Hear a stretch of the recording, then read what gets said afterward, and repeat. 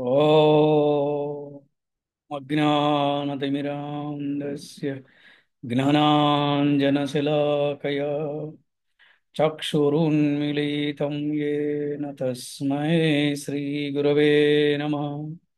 శ్రీచైతన్యమనోభీష్టం స్థాపితం येन భూతలే స్వయం రూపः కదా మహ్యం దదాతి స్వపదాంతికం.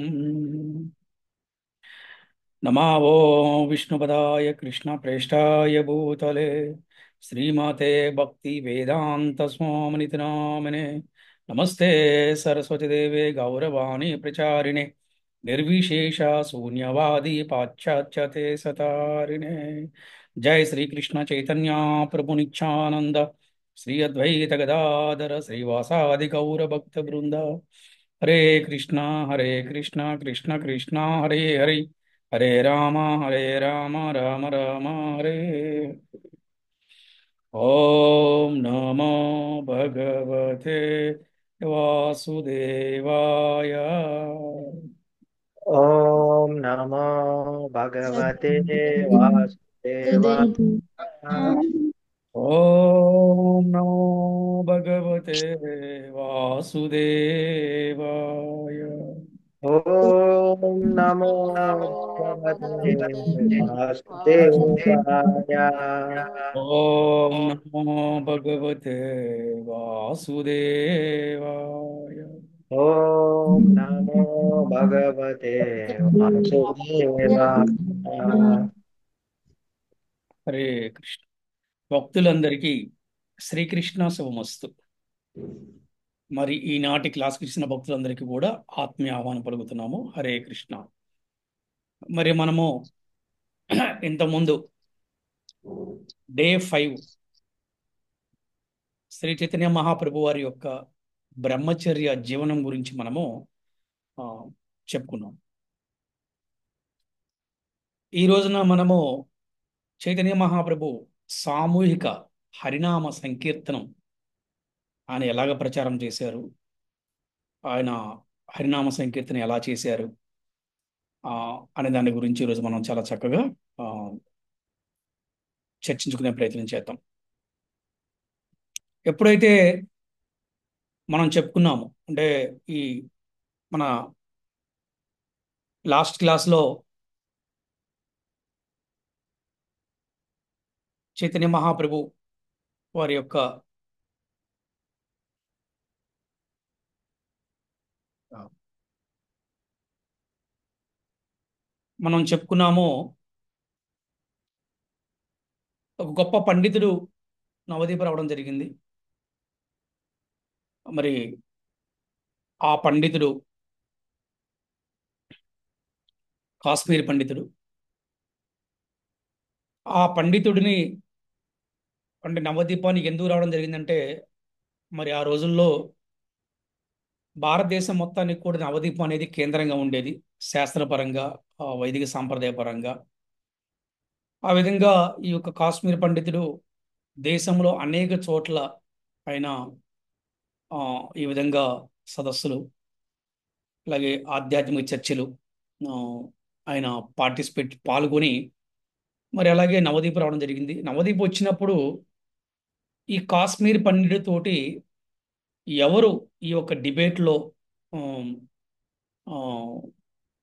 పోటీ పడగలరు అని అక్కడ ఉన్నటువంటి ఆ, అందరూ కూడా ఆలోచించి ఈ నిమ్మాయి పండితుడిని ఏర్పాటు చేశారనమాట. మనం చెప్పుకున్నాం లాస్ట్ క్లాస్లో కూడా.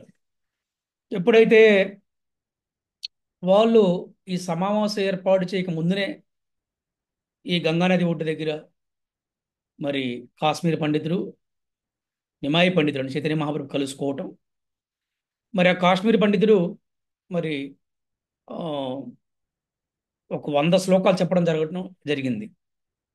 ఈ 100 శ్లోకాల్లో మరి మన చైతన్య మహాప్రభు కొన్ని ఆయన తప్పుల్ని చూపించారనమాట. అప్పుడు ఈ కాశ్మీర్ పండితుడు చాలా ఆశ్చర్యం వేసింది. ఎందుకంటే ఇంతవరకు నన్ను ఓడించిన వారు ఎవరు లేరు శాస్త్రపరంగా. ఇంతవరకు నా ఒక్క విద్యలో కానీ నా ఒక్క శాస్త్రాలలో కానీ నేను ఆ, నా ఒక్క ఏమంటారంటే ప్రదర్శనలో కానీ నా ఒక శ్లోక ఉచ్చారణలో కానీ ఎక్కడా కూడా ఎవరు తప్పు చూపించలేదు. కానీ తను చూపించడం ఏంటని చెప్పేసి ఒకసారి కాశ్మీర్ పండితుడు ఆశ్చర్యానికి గురయ్యాడు అనమాట. షాకింగ్. ఆ ఆశ్చర్యం చాలా షాకింగ్కి ఆయన గురవడం జరిగింది. ఆ తర్వాత ఎప్పుడైతే కాశ్మీర్ పండితుడు ఇంటికి వెళ్ళిన తర్వాత కాశ్మీర్ పండితుడి కలలోకి మరి సరస్వతి దేవే మరి కలలో కనిపించి చైతన్య మహాప్రభుకి శరణాగత బంధమని ఆదేశించింది అనమాట. ఎందుకంటే ఆ సరస్వతి దేవి కూడా భగవంతుని సేవకురాలు. అంటే కాశ్మీర్ పండితుడికి అర్థమై ఉంటుంది ఆయన సాక్షాత్తు భగవంతుడు అని చెప్పేసి. మరి అటువంటి గొప్ప కాశ్మీర్ పండితుడు కూడా చైతన్య మహాప్రభుకి అనుయాయుడు అయిపోయాడు, ఫాలోవర్ అయిపోయాడు అనమాట. అంటే అప్పుడు చైతన్య మహాప్రభు వయసు కేవలం 16 సంవత్సరాలు అనమాట. అది. సో మరి ఈ రోజున మహాప్రభు ఈ ఒక్క సామూహిక సంకీర్తనాన్ని ఎలా ప్రచారం చేశారు అని మనం చక్కగా ఈరోజు తెలిసిన ప్రయత్నం చేద్దాము. మరి ఎప్పుడైతే ఈ యొక్క ఆ, మహాప్రభువుకి మనందరం చెప్పుకున్నాం, ఆయనకి 16 సంవత్సరాల వయసులోనే మరి ఆయన ఎన్నో లీలలు చేశారు. ఇప్పుడు ఆయనకి వివాహ ఘట్టం వచ్చింది. అంటే పెళ్లి సమయం వచ్చింది. అలాగే మరి అతి వైభవంగా వారు వివాహం చేసుకున్నారు శ్రీ చైతన్య మహాప్రభు. ఆ సమయంలోనే సామూహిక హరినామ సంకీర్తనని నవదీపంలో ప్రచారం చేయడం ప్రారంభించారు. మరి ఇప్పుడు కూడా మరి మనం వెళ్తే చూడొచ్చు. ఈ రోజు కూడా నిత్యము నవదీపములో అంటే మాయాపూర్లో నిత్యము కూడా 24/7 హరినామ సంకీర్తన జరుగుతూనే ఉంటుందన్నమాట. అది. సో ఆ విధంగా అంటే ఆ రోజులో చైతన్య మహాప్రభు మొదలుపెట్టింది ఇప్పుడు కూడా ఇంకా జరుగుతూనే ఉంది. మరి అలాగే మహాప్రభు కీర్తి ప్రతిష్ట నలుదిక్కుల్లో బాగా వ్యాప్తి చెందుతుంది. అందరూ కూడా మహాప్రభు మహాప్రభు ఆయన గురించి బాగా చెప్పుకుంటున్నారు. అంటే నిమాయ పండితులు అంటే నిమాయ పండితులు బాగా చెప్పుకుంటున్నారు. ఆయన అందరూ కీర్తిస్తూ ఉన్నారు బాగా. ఇది చూసి ఓర్చుకోలేని కొంత బ్రాహ్మణులు కొన్ని ఇబ్బందులు సృష్టించారు. కొన్ని సమస్యలు తీసుకురావడం మొదలుపెట్టారు. ఆ విధంగా ఈ అసూయపరులైనటువంటి ఆ బ్రాహ్మణులు ఈ సామూహిక ఈ హరినామ సంకీర్తన గురించి వాళ్ళు ఆ నవదీపములోని ఒక మహమ్మదీయ న్యాయాధిపతికి ఫిర్యాదు చేశారు. అది అక్కడ ఒక్కో ప్రాంతానికి ఒక్కొక్క ఆ, జడ్జి ఉంటాడనమాట. అక్కడ అంటే ఆ రోజుల్లో ఆ, మీరు విన్నారు లేదో ఏమంటారంటే వాళ్ళని ఆ, ఏదో నాకు గుర్తు రావట్లేదు. తహసీల్ తహసీల్దారా అంటారు. కరెక్టేనా? తహసీల్దార్. తహసీల్దార్లే కదా ఆ రోజున జడ్జిమెంట్లు ఇచ్చేది ఆ రోజుల్లో. పూర్వము మీకు ఎవరికైనా ఐడియా ఉందా? ఆ, ఎవరైనా పెద్దవాళ్ళు ఉంటే తెలుస్తున్నాము. జనరల్గా ఈ తహసీల్దారులకే ఆ రోజుల్లో జడ్జిమెంట్ ఇచ్చే ఆ, అర్హత కూడా ఉండేది వాళ్ళకి. ఆ విధంగా ఆ ఒక్క నవదీపములోని న్యాయాధిపతికి ఫిర్యాదు చేశారు. ఎవరు? బ్రాహ్మణులు. ఎవరు బ్రాహ్మణులు అంటే వీరితో ఉండే బ్రాహ్మణులే ఆ ఒక్క ఈయనకి వచ్చే ఆదరణ కీర్తి తట్టుకోలేక అక్కడ ఆ విధంగా ఫిర్యాదు చేయడం జరిగింది. ఆయన ఎవరు? ముస్లిం మహమ్మదీ అనమాట. ఈ విధంగా ఆయన ఆయన పేరు ఏంటంటే నవాబ్ హుషేన్ షా ఆయన పేరు. అప్పుడు బ్రాహ్మణుల ఆ యొక్క ఫిర్యాదుని ఆయన తీసుకున్నాడు. చాలా సీరియస్గా తీసుకున్నాడు ఆయన. తీసుకునే హరినామాన్ని మీరు ఎక్కడ బిగ్గరగా చేయకూడదని హెచ్చరించాడు అనమాట. ఎవరికి? మన నిమాయ పండితుడి యొక్క ఫాలోవర్స్కి. అంటే నిమాయ పండితుడు అంటే ఎవరు? చైతన్య మహాప్రభు ఫాలోవర్స్ అందరికి కూడా హెచ్చరిక జారీ చేశారు.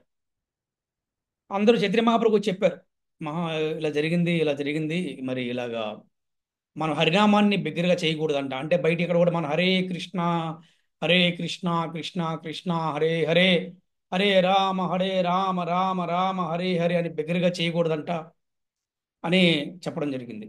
ఇప్పుడు చైతన్య మహాప్రభు ఏం చెప్పారంటే ఆయన ఒక ఆజ్ఞకి మనము ఆ, కట్టుబడవలసిన అవసరం లేదు, పాటించాల్సిన అవసరం లేదు. అందుకని మీరు యథావిధిగా హరినామ సంకీర్తన కొనసాగించమని చెప్పారు.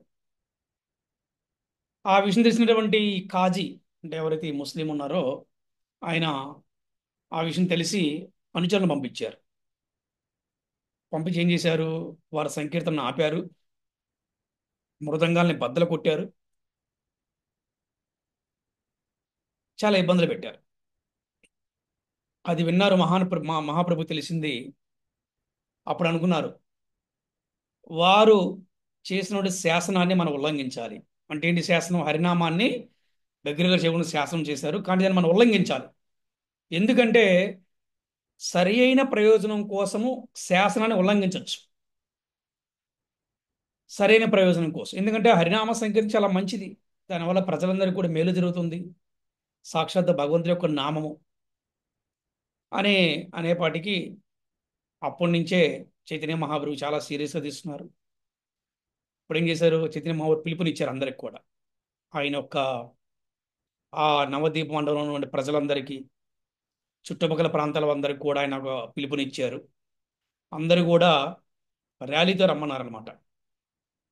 ఎప్పుడైతే లక్షలాది మంది జనాలు వచ్చారంట, ఒకరు కాదు ఇద్దరు కదా, ఆ రోజుల్లో అంటే ఆ లక్షలాది మంది జనాలు, అలాగే వేలాది మంది మృదంగం కరతాలతో వచ్చి గొప్ప సమూహాన్ని ఏర్పాటు చేసి ఆయన నవదీపం నుండి ఆ కాజీ దగ్గరికి వెళ్ళారు. మొత్తం వెళ్ళిపోయారు. వెళ్ళిపోయి ఆ ఖాజీ యొక్క ఇంటి దగ్గరికి వెళ్ళారు అందరూ కూడా. ఖాజీ భవంతి ఉంటుంది కదా, అక్కడికి వెళ్ళారు. అక్కడికి వెళ్ళంగానే ఆ జనసముద్రం చూశారు కాజీ. చూసి ఇంకా ఆయన పైకి వెళ్ళి దాక్కున్నారనమాట. ఏంటి, నేనేమో హరినామం పైకి చెప్పదని చెప్పాను, కానీ వీళ్ళేంటి ఇంతమంది వచ్చారు, అంటే ఇంత ఫాలోవర్స్ ఉన్నారా, దీనికి ఇంత ఇంపార్టెన్స్ ఉందా, వీళ్ళేంటి ఇన్ని వేల మంది మృదంగాలు కథాలు ఏంటి, లక్షల మంది హరినామం చెప్పడం ఏంటి అని చెప్పేసి ఇక ఆయన దాక్కున్నాడు. అక్కడికి వచ్చిన ప్రజలందరూ కూడా కాజీపై ఆగ్రహంతో ఉన్నారు. ఇక ఏదేం చేసేద్దాం అనుకున్నారు అనమాట. అప్పుడు మహాప్రభు వాళ్ళందరినీ కూడా శాంతింపజేశారు. అందరూ కూడా చక్కగా శాంతం ఉండమని చెప్పారు. అప్పుడు ఆ కాజీ తన మందిరం నుండి బయటికి వచ్చి, నువ్వు నాకు మేనలుడివి అని చెప్పి సంబంధం కలుపుతున్నాడు. ఎవరితోటి? మహాప్రభుతోటి. ఇక్కడ ఒక సందేహం రావచ్చు, కాజీ ముస్లిము, చైతన్య మహాప్రభు బ్రాహ్మణు, అతను వచ్చి నువ్వు నాకు మేనలుడివి అని చెప్పి సంబంధం కలుపుతూ మాట్లాడుతున్నాడు. ఎవరితోటి? మహాప్రభుతోటి. అంటే ఆటోమేటిక్ కాంప్రమైజ్ అయిపోయాడు. ఎందుకు మేనలుడు అన్నాడు? చూడండి, ఎందుకు మేనలుడు అన్నాడంటే, నీలాంబరి చక్రవర్తి అంటే చైతన్య మహాప్రభు వారి యొక్క తాతగారు, అంటే చైతన్య మహాప్రభు ఒక అమ్మగారు వల్ల నాన్నగారు అన్నమాట. ఆయన ఏం చెప్పారంటే, నీలాంబర చక్రవర్తి గొప్ప పండితుడు అనమాట ఆ ప్రాంతం. ఆయన అంటే చాలా అందరికి కూడా, అన్ని మతాల వారికి కూడా చాలా గౌరవం అనమాట. అందుకని అప్పుడు ఈ కాజీ వచ్చి చైతన్య మహాప్రభు తోటి చెప్తున్నాడు అనమాట, నువ్వు నాకు మేనలుడితో సమానం నువ్వు అని శాంతపరిచే ప్రయత్నం చేశాడు అనమాట. ఎలాగా అంటే, నాకు నీలాంబర చక్రవర్తి పినతండ్రి వంటి వాడు, అంటే మీ తాతగారు నాకు బాబాయ్ లాంటి వారు, మరి ఆ విధంగా వారి కూతురైన మీ తల్లి నాకు చెల్లెలు లాంటిది, అందుకని నీవు నాకు మేనలుడు అవుతావు అని అన్నాడు అనమాట. మేనలుడు మేనమామ మీద కోపం చూపించడం సమంజసం కాదని కాజీ వాదించాడు అనమాట. చూడండి, అంటే ఎలా ఉంటుందంటే వీళ్ళ పరిస్థితి ఎట్లా ఉంటుందంటే, అవసరం ఉంటే కాళ్ళు పట్టుకుంటారు, అవసరం లేకపోతే ఏంటి దాడి చేస్తారనమాట. అట్లా ఉంటుంది. సో ఈ విధంగా అతను ఇలా చెప్పడం జరిగింది. అప్పుడు మేనలుడు మేనమామ మీద కోపం చూపించడం మంచిది కాదు, అది సమంజసం కాదని చెప్తున్నాడు కాజీ. కానీ ఇక్కడ చైతన్య మహాప్రభు ఏం చెప్పారంటే, మేనలుడైనా తన ఇంటికి ఆహ్వానించడం మేనమామగా కాజీ ధర్మమని మహాప్రభు ప్రతివాదం చేశారు. ఈ విధంగా వాళ్ళిద్దరికీ చక్కగా ఈ వాదన జరిగింది. ఇక ఆటోమేటిక్గా అక్కడ ఏమైందంటే, ఇద్దరికి కూడా ఖురాన్ మీద, అలాగే మన హిందూ శాస్త్రాలపైన చర్చ ప్రారంభమైంది. ఇద్దరికి కూడా కూర్చున్నారు, చక్కగా చర్చ మొదలైంది. ముఖ్యంగా ఇక్కడ ప్రధానంగా చర్చ వచ్చింది, అందరూ చాలా శ్రద్ధగా వినండి. దేని గురించి అంటే, గోవధ గురించి చర్చ వచ్చింది. గోవధన గురించి ఈ విషయాన్ని చైతన్య మహాప్రభు లేవనెత్తినప్పుడు ఆయన ఖురాన్ని ఉదాహరణ చెప్తూ దానికి సమానం చెప్పాడు. ఆ సమాధానంతో పాటు ఏం చెప్పారంటే వేదాలలో చెప్పబడిన గోబలిని గురించి కాజీ ప్రశ్నించాడు. అంటే జనరల్గా వేదాలలో ఒక పర్టికులర్ పర్పస్ కోసం ఈ యొక్క ఆమ్, గోవునే కాదు, జనరల్గా ఆమ్, జంతు బలి అనేది ఉంది. అంటే దాని గురించి ప్రశ్నించాడు. అంటే మీరు చేస్తే ఒక న్యాయమా, ముస్లిమ్స్ అని మేము చేస్తే ఒక న్యాయం అన్నట్టుగా అతను వేదాల్లో ఉన్నదాన్ని కోట్ చేశాడు అనమాట. అప్పుడు చైతన్య మహాప్రభు దాన్ని చక్కగా వివరంగా చెప్పారు. ఇది మనందరికి కూడా అర్థం చేసుకోవాలి. ఎవరన్నా ప్రశ్నించినప్పుడు కూడా మనం చెప్పడానికి చాలా మనకి మంచి అవకాశం ఉంటుందన్నమాట. అప్పుడు ఏం చెప్పారంటే చైతన్య మహాప్రభు ముసలి గోవుకు లేదా వృషభానికి అంటే ఎద్దుకి, అంటే ముసలి గోవుకు కానీ ముసలి ఎద్దుకు కానీ వేద మంత్రాల ద్వారా నవ యవన దేహాన్ని ప్రసాదించడమే యజ్ఞబలి ప్రయోజనమని ఆయన వివరించారు. అంటే ఎందుకు ఇక్కడ మనకు ఒక సందేహం రావచ్చు, వాటికి నవ యవనము ఎందుకండి? ఆ, ఈ ఆన్సర్ ఎంతవరకు కరెక్టు అని చెప్పొచ్చు. ఇక్కడ ఒక విషయం తెలుసుకోవాల్సింది ఏంటంటే ఆమ్, ధర్మంతో సాక్షాత్ భగవత్ ప్రణీతం. అంటే ధర్మము భగవంతుడి నుంచే వచ్చింది. చైతన్య మహాప్రభు సాక్షాత్ భగవంతుడు. అయితే ఆ రోజుల్లో ఏ యజ్ఞం చేసినా ఒక ప్రయోజనం ఉండేది. అంటే ఇక్కడ తెలుసుకోవాల్సింది, ముసలి గోవుకు కనుక మళ్ళీ మంచి దేహం వస్తే దాని ద్వారా మళ్ళీ గోవులు వృద్ధి చెందుతాయి. వృషభానికి గనక మళ్ళీ నూతన దేహం అంటే మంచి దేహం వస్తే గోవులు వృద్ధి చెందుతాయి. దానివల్ల మానవ సమాజానికి చాలా మేలు జరుగుతుంది. ఎందుకంటే మానవ సమాజానికి పూర్వము మనకి ఆహారం అంతా కూడా గోవుల మీదనే ఆధారపడి ఉండేది. గోవుల ద్వారానే వ్యవసాయం చేసేవాళ్ళు. ఆ గోవు పేడతోనే ఆ వ్యవసాయ భూమి, ఆ పంట భూమిలో గోవు పేడే ఎరువు. ఆ రోజుల్లో మందులు లేవు, ఇప్పుడు రకరకాల మందులు వచ్చేసినాయి. గోమూత్రము అలాగే గోవు పాలతోటే మరి కుటుంబం అంతా కూడా పాలు, పెరుగు, నెయ్యి, వెన్న, అలాగే మిఠాయిలు, అంటే అసలు ఆహారం అంటే గోవు నుంచి వచ్చిందే ఉండేదన్నమాట.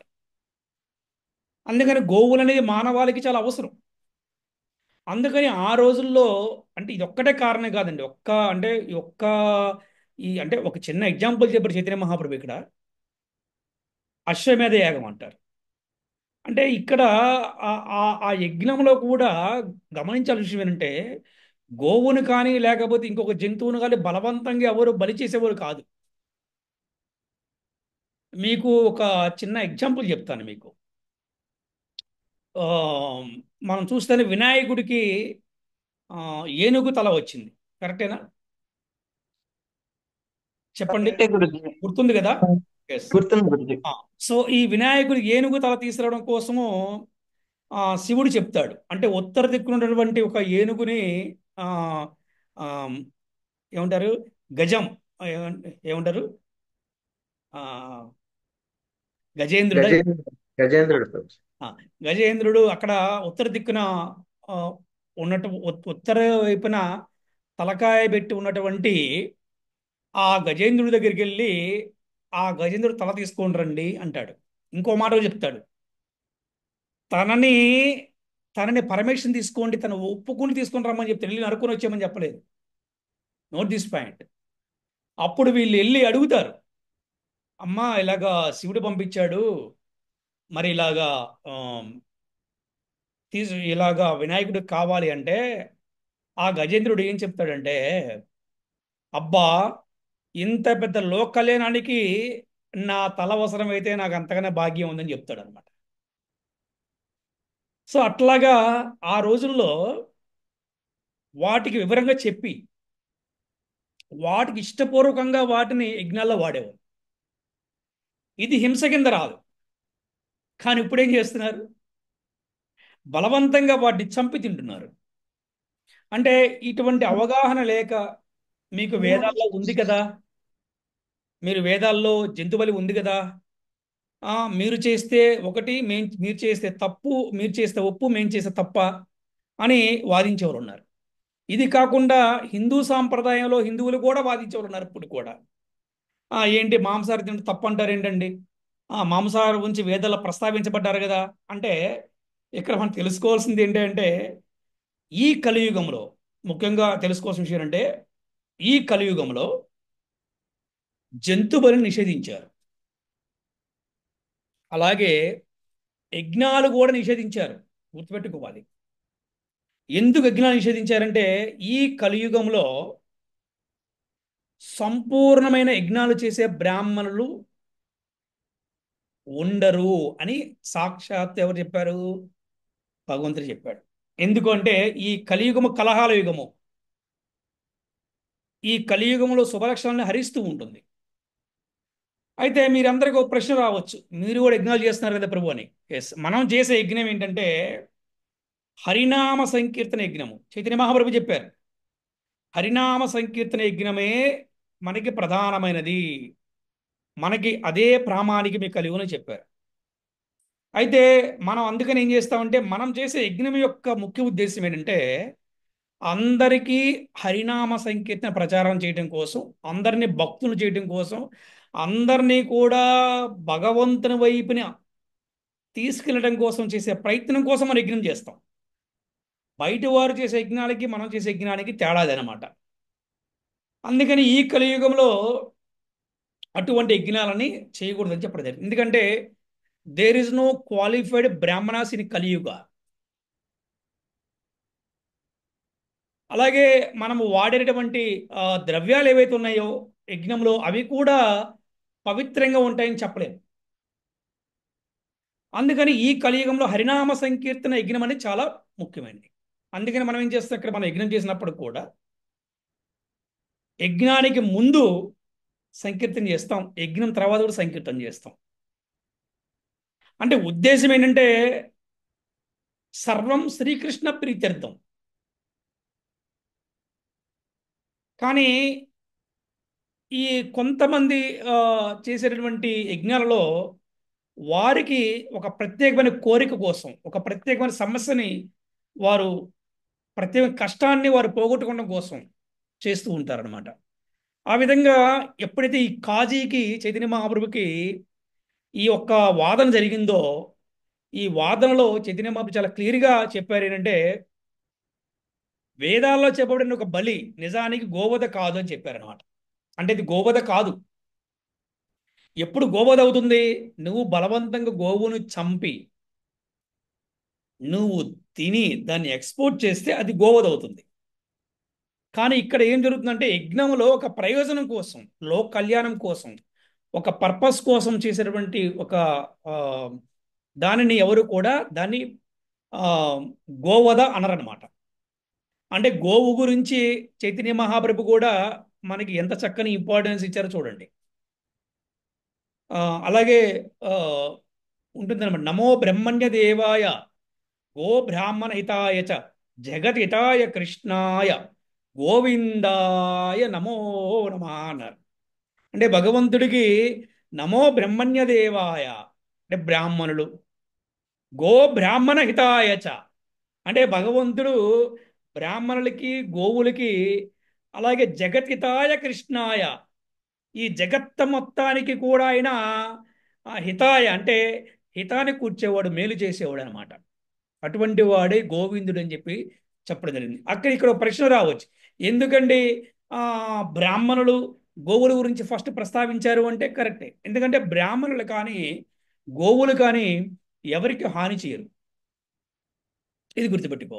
మేబీ కలియుగంలో ఎక్కడన్నా మేబీ కొంతమంది ఎవరన్నా బ్రాహ్మణులు ఎక్కడైనా హాని చేస్తున్నారేమో, కానీ సాధారణంగా అయితే మాత్రం గోవులు కానీ బ్రాహ్మణులు కానీ ఎవరికి కూడా హాని చేయరు. అలాగే చైతన్య మహాప్రభు ఇంకో విషయం చెప్పారు. ఏం చెప్పారంటే గోవు యొక్క గొప్పతనాన్ని చైతన్య మహాప్రభు చాలా చక్కగా వివరించారు. ఎలా చెప్పారంటే, నేను ద్వాపర యుగంలో యాదవ వంశములో క్షత్రియుడుగా గోవులను కాసే గోపాలుడులాగా నేను ఆవిర్భవించి నేను గోవులని పెంచాను, గోవులకి సేవ చేసిన వట్ట వల్ల ఈ కలియుగంలో నేను బ్రాహ్మణ జన్మ తీసుకున్నాను అని చెప్పారు. అర్థమైంది ఎవరికైనా? అర్థమైందా? ఎస్ ప్రభుజీ. చెప్పండి, ఏం అర్థమైంది? భగవంతుడు ఆ, హరే కృష్ణ గురుజీ, ధన్వర్తనం గురుజీ. భగవంతుడు ద్వాపర యుగంలో గోవులకి సేవ చేయడం మూలంగా కలియుగంలో తను ఒక ఉన్నత బ్రాహ్మణ వంశంలో జన్మించడం జరిగిందని తెలుసుకున్నా గురుజీ. ఇంకా ఇంకా చక్కగా చెప్పండి, ఎవరైనా ట్రై చేయండి.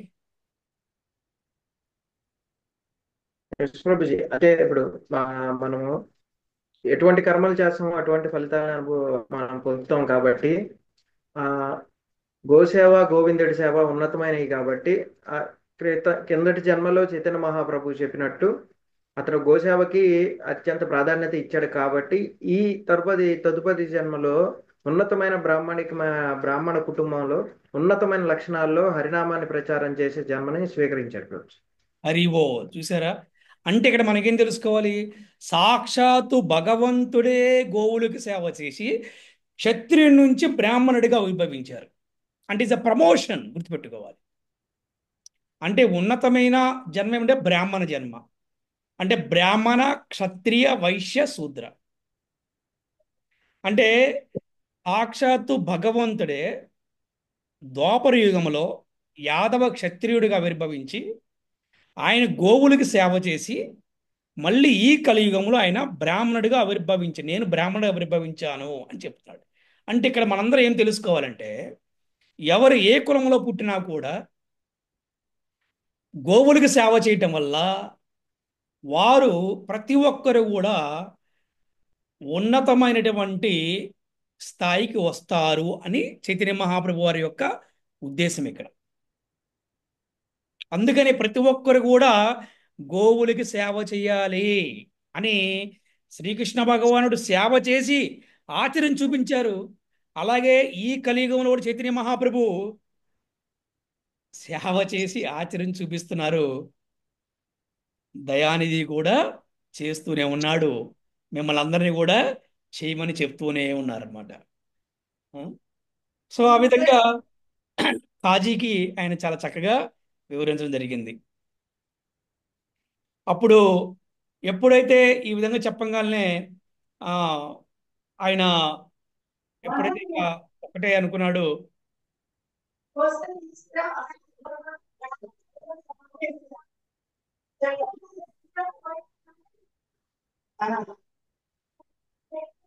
ఎప్పుడైతే చైతన్య మహాప్రభు ఈ విషయాన్ని చక్కగా చెప్పారో, అంటే శాస్త్రపరంగా మనం ఎప్పుడైనా చెప్పాలి. అంటే శాస్త్రపరంగా ఎలా చెప్పాలో చైతన్య మహాప్రభు చూసి మనం నేర్చుకోవాలి, ఆచారం చూసి మనం నేర్చుకోవాలి. ఊరికినే ఉత్తిదిమాలు చెప్పడం కాదు. చక్కగా అతను ముస్లిం అయినప్పుడు కూడా అతను అడిగిన ప్రశ్నకి శాస్త్రపరంగా సమాధానం చెప్పాడు. ఆటోమేటిక్గా అతను కన్విన్స్ అయ్యాడు. కన్విన్స్ అవ్వడమే కాదు, చైతన్య మహాప్రభుకి ఫాలోవర్ అయిపోయాడు, అనుచరుడు అయిపోయాడు. చైతన్య మహాప్రభు చైతన్య మహాప్రభు శిష్యుడు అయిపోయాడు. ఎటువంటి వాడు? హరినామ సంకీర్తనే బిగ్గరగా చేయకూడదన్నవాడు, ఎంతో మంది మనుషులు పంపించి మృదంగాలు పగలగొట్టించిన వాడు. అవునా? అటువంటి వాడు ఏమయ్యాడు? చైతన్య మహాప్రభుకి అనుచరుడైపోయాడు. అది అందుకే హరినామ సంకీర్తన గొప్పదనటువంటిది అనమాట. హరినామ సంకీర్తన అనేది చిన్న విషయం కాదు. అందుకని ఆ తర్వాత ఏం చేశారు తెలుసా? ఆయన ఆ కాజీ హరినామ సంకీర్తనకు ఎవ్వరూ కూడా అవరోధం కలిగించవద్దనే ఆదేశాలు ఇచ్చాడు అనమాట. అదే ఆదేశాన్ని అతను తన వీలునామాలు కూడా రాబోయే తరం వారికి తెలియజేశారనమాట.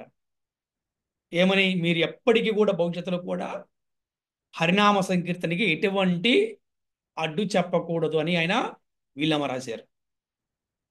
ఇప్పుడు కూడా మనం గనక నవద్వీపం వెళ్తే కాజీ సమాధి ఉంటుంది. ఈ కాళీ సమాధిని మన హిందువులు కూడా అక్కడికి వెళ్ళి నమస్కారం చేసుకుని వస్తారు. ఎందుకు అంటే ఆ, అతను హరినామ సంకీర్తనకి సపోర్ట్ చేశాడు కాబట్టి. ఇప్పుడు కూడా కాజీ వంశస్థులు అక్కడ ఉంటారనమాట. మనం వెళ్తే చూడొచ్చు, కాజీ వంశస్థులు ఇప్పుడు అక్కడే ఉన్నారు, ఆ ప్లేస్లో ఉన్నారనమాట. అందుకనే ఈ హిందువులు ముస్లిమ్స్ గొడవలప్పుడు కూడా అక్కడ సంకీర్తన చేస్తున్న ఎటువంటి అభ్యర్థి చెప్పరు ఆ ప్లేస్లో. ఇది చైతన్య మహాప్రభు వారి యొక్క గొప్పతనము. అంతేకాకుండా ఇక్కడ ఒక మోరల్ తెలుసుకోవాలి మనం. ఏంటంటే భక్తుడు ఎప్పుడు పిరికివాడు కాదు అని చెప్పడానికి ఈ ఒక్క సంఘటన ఒక మంచి ఉదాహరణ అని చెప్తున్నారనమాట. చైతన్య మహాప్రభు చూస్తే ఎక్కడ యుద్ధం చేయలేదు, అవునా? కానీ తన సత్తా ఏంటో చూపించారు. ఒక వైష్ణవుడు తలుచుకుంటే ఏమైనా చేయగలడు అని చూపించాడు అన్నమాట. ఏ విధంగా? అందరి కర్రలు తీసుకుని రమ్మని చెప్పలేదు ఆయన, కత్తులు తీసుకుని రమ్మని చెప్పలేదు. అందరూ హరినామ సంకీర్తన చేసుకుంటారమ్మన్నారు అనమాట. అందరూ మృదంగాలతో రమ్మన్నారు. వేల మంది మృదంగాలతో, లక్షల మంది హరినామ సంకీర్తనతో వచ్చారు. ఒక్కసారి దెబ్బకి ఆ కాజీ భయపడిపోయాడు అనమాట. దీన్ని బట్టి ఏమర్థమవుతుందంటే చైతన్య మహాప్రభు పిరికివాడు కాదని, వైష్ణవుడు ఎప్పుడు కూడా పిరికివాడు కాదని, వైష్ణవుడు ఎప్పుడు కూడా నిర్భయుడై ఉంటాడని, అంటే భయం లేనివాడై ఉంటాడని, ఒక సరి అయిన ప్రయోజనం కోసం, ఒక ఉన్నతమైనటువంటి కార్యం కోసం, లోక కళ్యాణం కోసం, సర్వజీవుల శాంతి కోసం, హరినామ సంకీర్తన యజ్ఞం కోసం ఆయన ఎటువంటి కార్యాన్ని చేపడతాడని చెప్పడానికి చైతన్య మహాప్రభు గొప్ప ఉదాహరణ. అంతేకాదు, మరి అర్జునుడు కృష్ణుడు చెప్పాడని, కృష్ణుడు ప్రీత్యర్థం కేవలం కృష్ణుడు కోసమే వీరోచితంగా యుద్ధం చేశాడు. మనం తిన్నాం కదా, మనం విన్నాం కదా, భగవద్గీతలో కూడా ఎన్నో శ్లోకాలు వస్తుంది కదా. భగవద్గీత సారమంత అంతే కదా, శ్రీకృష్ణ ప్రీత్యర్థం అంతే. ఏమి చేసినా శ్రీకృష్ణ ప్రీత్యర్థం. చైతన్య మహాప్రభు కూడా తీసేశారు. అందుకని భక్తుడు ఎప్పటి కూడా పిరికివాడు కాదు. ఎవరన్నా పిరికివాడు అనుకుంటే వారు అజ్ఞానంతో ఉన్నట్టు లెక్క. కానీ సమాజాన్ని చుట్టాన్ని పిరికివాడులాగానే ఉంటాడు. కానీ సమయము సందర్భం వచ్చినప్పుడు తనేంటో చూపిస్తాడు. అది వాడు దేనికోసం? అతని అతని గురించి గొప్పగా చూపించడం కోసం కాదు. తన హరినామ సంకీర్తన ఎవరిని ఇబ్బంది పెడుతున్నా, తన భక్తుల్ని ఎవరిని ఇబ్బంది పెడుతున్నా, గురువుని కృష్ణుని దూషించిన అతను అతను దాన్ని అడ్డుకుంటాడు. అతను ఏంటో చూపిస్తాడు అనమాట. మనం ఆ విషయం మన చైతన్య మహాప్రభు గురించి మనం విన్నాము. ఆ, సామూహిక హరినామ సంకీర్తనం ప్రచారం ద్వారా ఆయన ఎంతమంది భక్తుల్ని పోగు చేశారు. ఇంతమంది భక్తులు కలిసి కాజీ దగ్గరికి వెళ్తే మరి కాజీ ఆఖరికి ఏమయ్యాడు? శిష్యుడు అయిపోయాడు. మరి అలాగే అర్జునుడు కేవలం కృష్ణ ప్రీత్యర్థం కోసమే ఆయన యుద్ధం చేశాడు. ఎటువంటి యుద్ధం అండో, మామూలు యుద్ధం కాదు అది. అమ్మో, వింటేనే రోమాలు లెక్కపరుచుకుంటాయి. అది ఎవరు చేయటం చాలా కష్టం అది. ఎందుకంటే ఒక పక్కన భీష్మ పితామహుని చంపాలి, ఒక పక్కన గురుద్రోణుని చంపేసేయాలి. మరి ఎంతోమంది కుటుంబ సభ్యులను చంపేసేయాలంటే చిన్న విషయం కాదు. కానీ ఒక మంచి ప్రయోజనం. ఏంటి ఆ ప్రయోజనం అంటే ధర్మ సంస్థాపనార్థాయ. ఇక్కడ చైతన్య మహాప్రభు లక్షల మంది ప్రజలతోటి, హరినామ సంకీర్తనతోటి, వేల మంది మృదంగ కరతాలతోటి ఆయన కాజీ ఇంటిని చుట్టుముట్టిన, అర్జునుడు ఎంతో వీరత్వంతో యుద్ధం చేసిన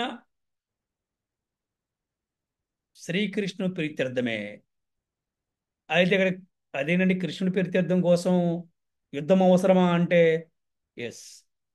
నవ నిర్మాణం జరగాలంటే యుద్ధము అవసరమే.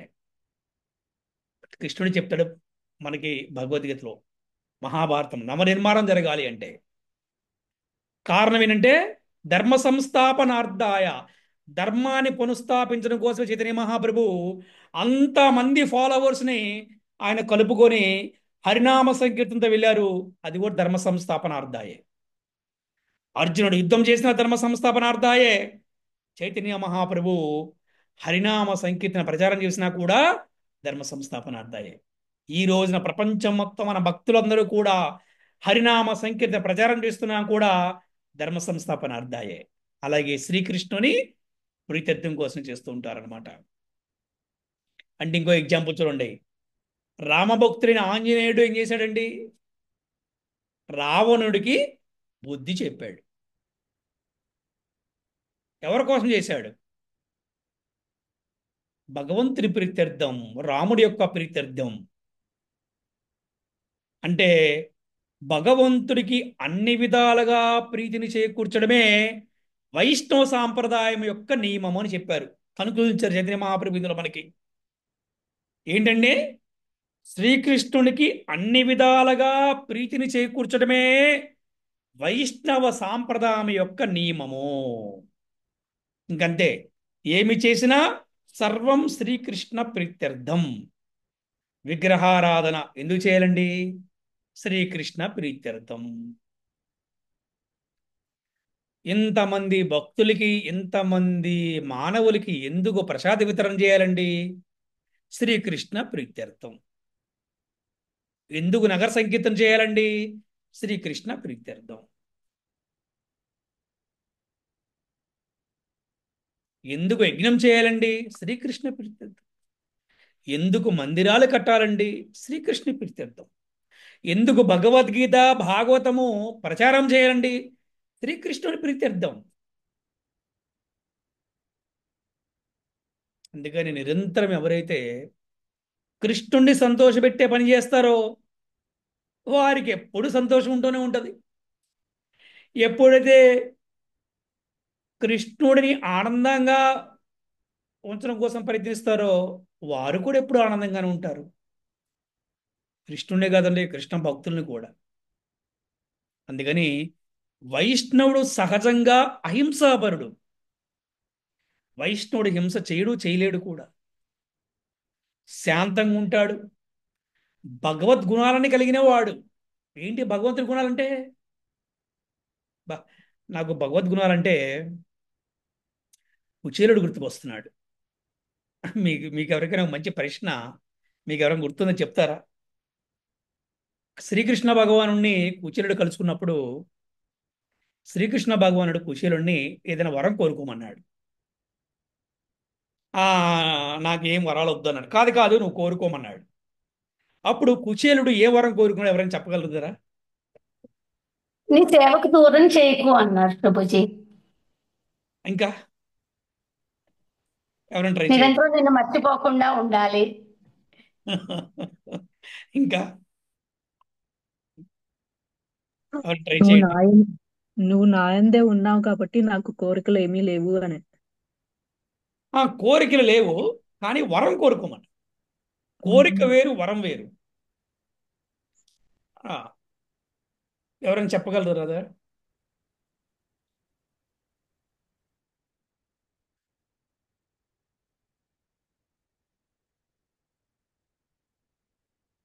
సర్వజీవుల పట్ల దయ, కరుణ, ప్రేమతో ఉండేలాగా నాకు వరమని చెప్పాడు. సర్వజీవుల పట్ల, కేవలం మానవుల పట్ల కాదు. అందరూ అంటారు మానవత్వం, మానవుల పట్ల కాదు. రెండోది, నిరంతరము కూడా నేను వైష్ణవుల సేవలో ఉండాలని కోరుకున్నాడు. మూడోది, నీ పట్ల అకుంఠితమైనటువంటి విశ్వాసాన్ని, భక్తిని కలిగి ఉండేలాగా వరగమన్నాడు. 3 వరాలు కోరుకున్నాడు.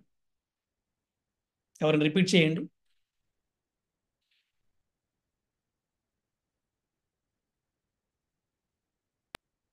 హరే కృష్ణ గురుజీ. సర్వజీవుల పట్ల నిరంతరం ఆ ఆ, దయ కలిగి ఉండాలి. అలాగే శ్రీకృష్ణుని పట్ల అకుంఠితమైన భక్తి నిరంతరం కలిగి ఉండాలి. అలాగే ఆ నిరంతరం వైష్ణవుల సేవ కలిగి ఉండాలని కోరుకున్నారు గురుజీ. సో ఈ విధంగా మన కుచేలుడు. వాటిని ఏమన్నారంటే భగవద్గుణాలు అంటారు. అంటే భక్తుడు ఎప్పుడు కూడా భగవంతుడి గుణాన్ని కలిగి ఉంటాడు. భగవంతుడు కూడా అంతే కదా. ఉం? సర్వజీవుల పట్ల ఆయన దైనికరణ ఉంటాడు. కేవలం మానవుల పట్ల అనుకోబాకండి. సర్వజీవులకు తండ్రి ఆయనే కాబట్టి. అలాగా ఒక వైష్ణవుడు సహజంగా అహింసాపరుడు, శాంతుడు, ఎప్పుడు శాంతంగా ఉంటాడు. అలాగే భగవద్గుణాలను కలిగి ఉంటాడు.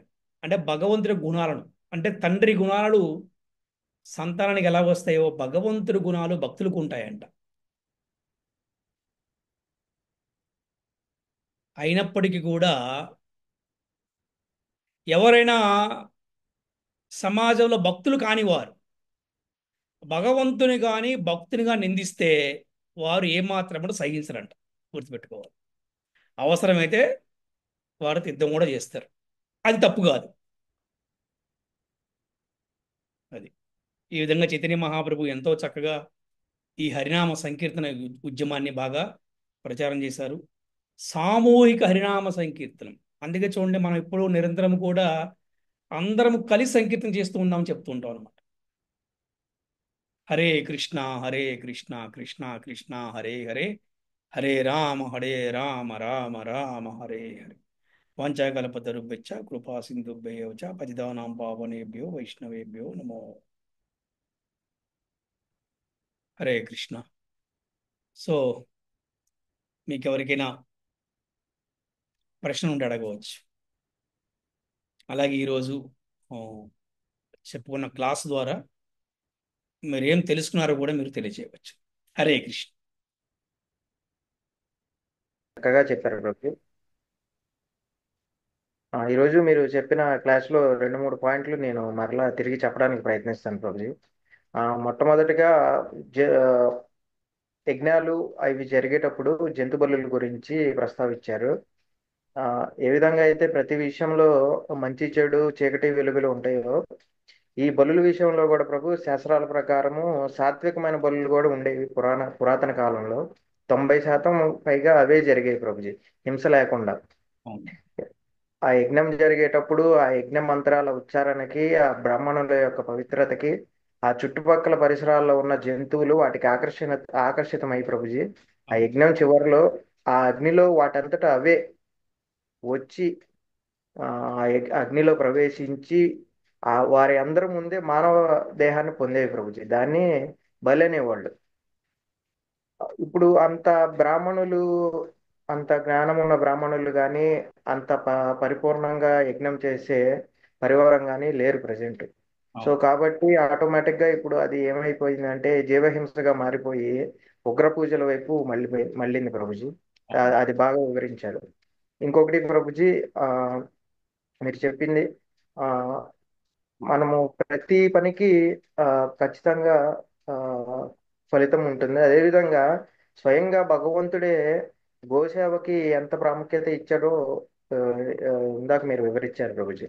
తద్వారా అతను ఆ, ఈ కలియుగంలో ఒక మంచి బ్రాహ్మణ కుటుంబంలో పుట్టి హరినామాన్ని ప్రచారం చేసి అంత సామర్థ్యాన్ని కలిగింది అంటే దానికి కూడా ఒక ప్రత్యేకమైన కారణము ఈ గోసేవ అనే చెప్పారు ప్రభుజీ. ఇంకొకటి, ఆ ఎప్పుడైతే చైతన్య మహాప్రభు ప్లస్ ఆ నాజీ మహారాజుకి ఇద్దరు సంవాదం చేసుకుంటున్నప్పుడు ఇది మనం చాలా ఆ, కొంచెం సీరియస్ గానే తీసుకోవాలి ప్రభుజీ. ఎందుకంటే ఆ మన ఈ సాంప్రదాయంలో ప్రభుజీ 1-2 పుస్తకాలు చదవంగానే బయటికి వెళ్ళి ఆ ఒకరు ఒకరు ఇద్దరు ముగ్గురితో వీరేదో అంత సమస్తం నాలెడ్జ్ తెలుసుకున్నట్లు దాన్ని ప్రచారం చేయడానికి ప్రయత్నిస్తూ ఉంటారు. ఆ అది ఫస్ట్ స్టెప్ లోనే 100% ఫెయిల్ అవుతారు రోజు. Yes. ఇక్కడ చైతన్య మహాప్రభు లాంటి వారు అక్కడ ఒక డిబేట్ లో కూర్చున్నప్పుడు ఆ అతను అన్ని శాస్త్రాలని అధ్యయనం చేసి దానిని ఆచరించినప్పుడు మాత్రమే ప్రభుజీ మనం ప్రచారం చేయగలం ప్రభుజీ. 100%. అందుకనే మనకి ట్రైనింగ్ ప్రభుపాదులు ఉండాలి, ప్రాపర్ ట్రైనింగ్ ఉండాలి. అందుకని చెప్పేది. ప్రభుపాదులు కూడా అందుకే చెప్తారు ప్రభుజీ, ప్రీచ్ వాట్ ప్రాక్టీస్ అని. మనము మనం ఆచరించకుండా మనం ప్రచారం చేస్తే అది బూడిదలో పోసిన పన్నీర్ కిందే వృధా పాలవుతుంది ప్రభుజీ.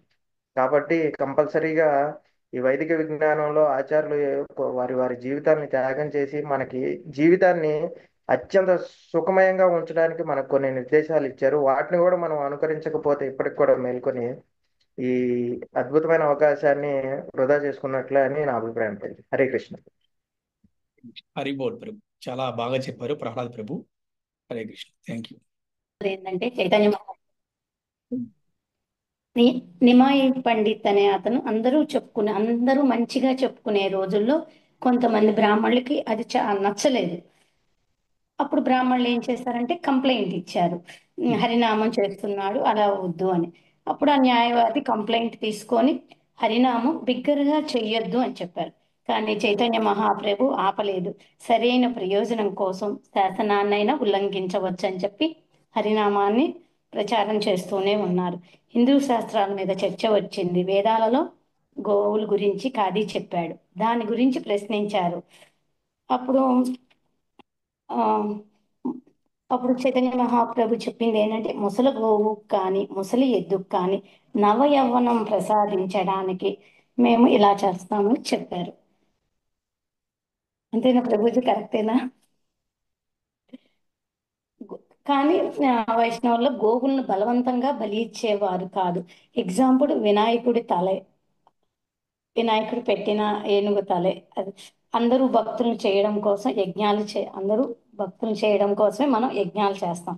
కలియుగంలో హరినామ సంకీర్తన అనేదే ముఖ్యం. అది ఎందుకంటే సర్వం శ్రీకృష్ణ ప్రీత్యర్థం. లోక కళ్యాణం కోసం చేసే బలిని గోవధ అని అంటారు. నేను ద్వాపర యుగంలో యాదవ వంశంలో క్షత్రియుడిగా జన్మించాను.